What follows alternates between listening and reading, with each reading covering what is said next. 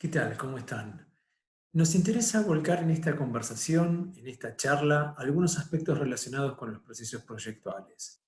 Hemos recopilado algunos videos vinculados al dibujo, a cómo utilizan los arquitectos las herramientas de bocetos, el croquis, para establecer el vínculo entre el campo de las ideas y el proyecto concreto de un objeto arquitectónico. Para ello, hemos convocado a una serie de arquitectos consagrados cuyo seguimiento y estudio nos permitirá transitar el complejo desarrollo del idioma del dibujo. Efectivamente, si retomamos algunos conceptos de Ferdinand de Saussure y sus estudios acerca del lenguaje a partir de la semiótica, podemos establecer que el dibujo es un lenguaje más, un sistema que relaciona el campo de las ideas con el campo de las cosas, estableciendo un lenguaje específico, que de algún modo prescinde de las palabras, pero no de los signos. Reconvierte a aquellas en algo más parecido a los idiomas orientales, en ideogramas, en dibujos que transmiten conceptos. Es interesante destacar que el proceso intelectual que realiza el ser humano para establecer el lenguaje es de las operaciones más complejas. Deberemos tener en cuenta en tal sentido que las personas demoran de 10 a 12 meses en aprender a caminar y de 18 a 24 meses en empezar a hablar. La construcción, por tanto, de un mecanismo que nos permite establecer un rango común a partir del cual la pronunciación de la palabra mesa, por ejemplo, alude al mismo concepto mental en todos nosotros y nosotras, es una operación de extrema dificultad. Nuestro mundo termina en aquellos lugares en los que comienzan las cosas que no podemos nombrar, pero del mismo modo, al incorporar nuevas distinciones, ampliamos definitivamente nuestro mundo. En nuestro caso particular, es tanto más complejo ya que tenemos que reutilizar el sistema de dibujo y producir una deconstrucción de valores y características asociadas al dibujo de manera casi cultural, en el que se lo vincula con un acto de valor estético, mientras que lo que nos interesa aquí es asociarlo a un sistema que nos permita transmitir y transmitirnos conceptos. Así, hemos transitado hasta aquí las obras de Frank Gehry y de Norman Foster. Ahora veremos algunos de dibujo de Rafael Moneo, en el que aparecen claramente individualizados temas que después se concretan en proyectos. En esto de el proyecto supone el ver antes, el anticiparse, el prever situaciones y conflictos que luego, ¿no es cierto?, se tendrán que resolver. Ahora bien, si de todos estos arquitectos que hemos recorrido hasta aquí,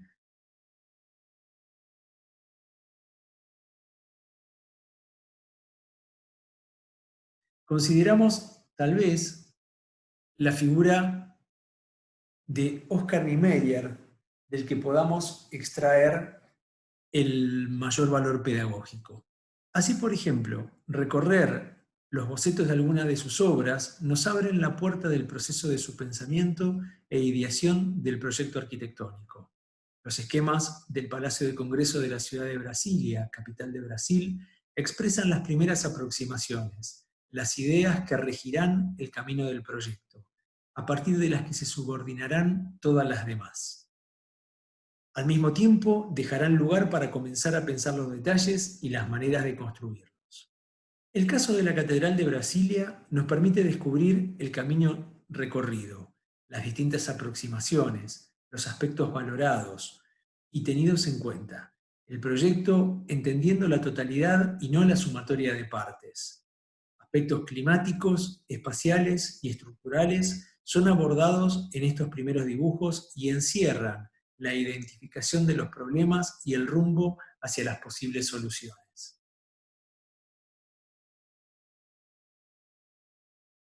Aspectos estructurales, aspectos climáticos, condiciones de luz y de sombra, son todas partes de un mismo sistema o de un mismo proyecto que son resueltas a partir de la totalidad del elemento arquitectónico. condiciones espaciales, decisiones de proyecto, serán abordados desde distintas ópticas utilizando el dibujo como herramienta. De la misma manera, observamos las mismas preocupaciones iniciales en el proyecto del Palacio de Itamaraty. Pero quisiera realizar un pequeño desvío de lo hasta aquí conversado y relacionarlo con algunos postulados que comenzaron a tomar mayor fuerza y difusión durante el inicio del siglo XX, específicamente en la escuela de la Bauhaus, que fundada por Walter Gropius, concentró a todas las disciplinas proyectuales bajo una misma mirada pedagógica, entendiendo a la arquitectura, el diseño industrial, gráfico, de indumentaria o la fotografía y otras expresiones quizás más asociadas con el arte, como asignaturas que compartían una actividad común, el proyecto. Tomemos el caso entonces de una lámpara. Ellos sostenían en la escuela que si un alumno comprendía el proceso de ideación, podía diseñar cualquier cosa, ya que manejando los mecanismos del proyecto, el resto es solo aplicarlo a lo que se desee delinear o producir. Hacia el caso de la lámpara, deberemos determinar primeramente cuál será su alcance, a partir del encargo que se nos haga, si será de pie, de techo o de escritorio, cuál será el ambiente en el que nos la imaginaremos, quién su usuario, cuál el presupuesto, qué queremos que la lámpara transmita, cuál su lenguaje, si será tradicional, moderno, disruptivo o contemporáneo. Nos enfrentamos a distintos desafíos técnicos y los abordamos estudiándolos, ideando posibles soluciones. Pondremos particular énfasis en el desarrollo de los detalles para finalmente comenzar a producirlas. Seguramente en este proceso tendremos idas y vueltas y nos surgirán múltiples caminos posibles o diversas variaciones, muchas de ellas válidas y superadoras. Formarán parte de un desarrollo que mejorará en cada versión. Pero volvamos a la arquitectura y dejemos que ahora sea el estudio BIG, arquitectos, los que lleven esta parte de la charla.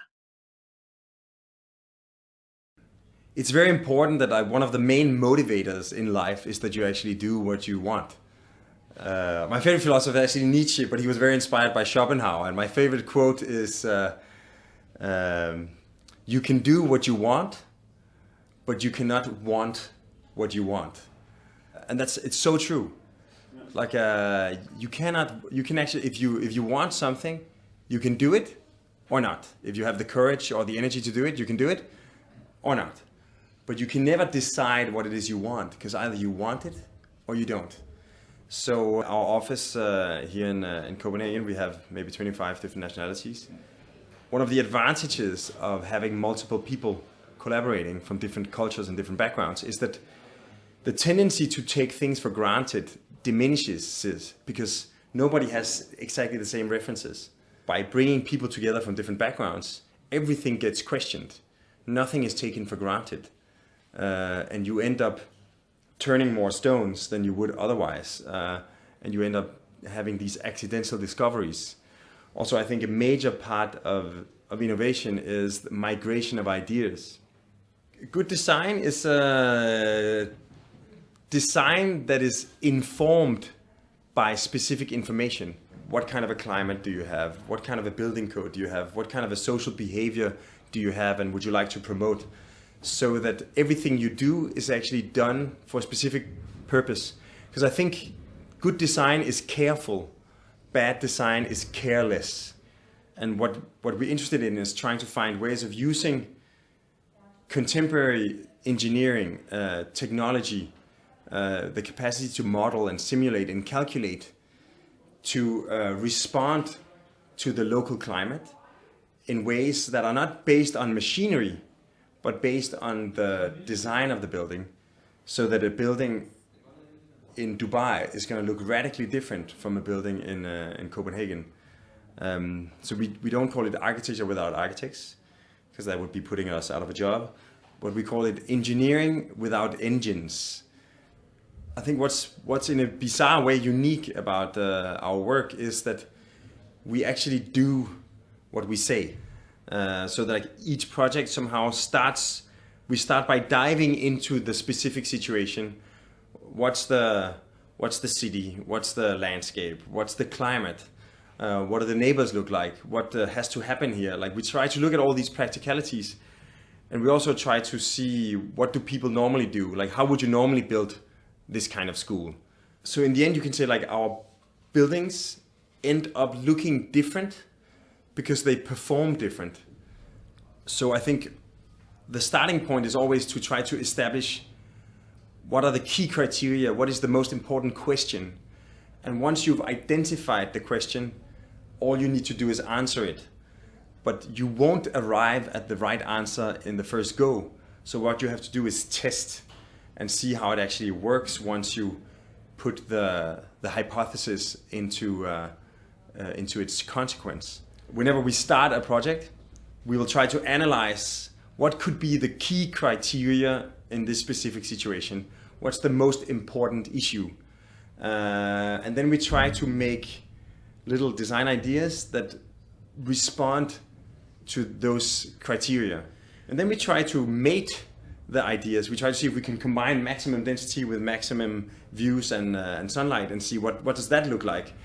So almost in this sort of Darwinian evolution, we sort of select and combine different criteria, different parental ideas, get different offspring.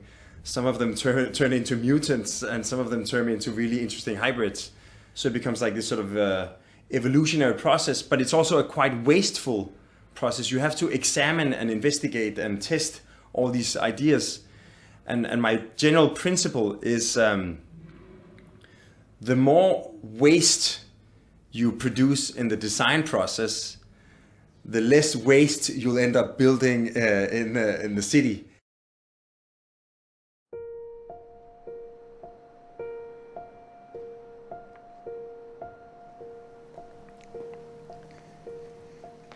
If documentary is to document our world as it already is, fiction is to fantasize about how it could be. In that sense, architecture is the fiction of the real world, sort of turning dreams into concrete reality with bricks and mortar. Architecture is the canvas for the stories of our lives.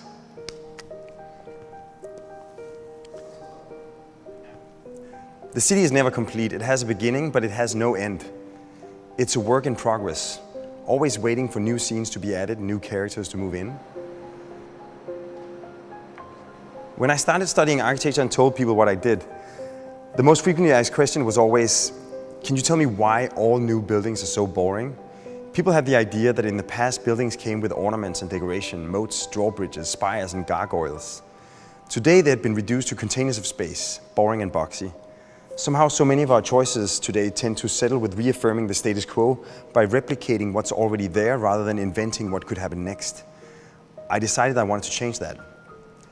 In the movie Inception, the architects find that they can finally realize their wildest dreams because they're in fact designing inside a dream. The architect hero Cobb explains how he and his wife wanted to live in a house with a garden, but preferred to live in a high-rise. In real life, we would have to choose, he says, but in a dream, we could get it as we wanted it. We've made a building in Copenhagen called The Mountain, combining a parking structure and an apartment building. By turning the parking into a man-made mountain of cars, we can turn the stack of homes into a cascade of houses with gardens, penthouse views and big lawns. Cobb's dream home made in real life.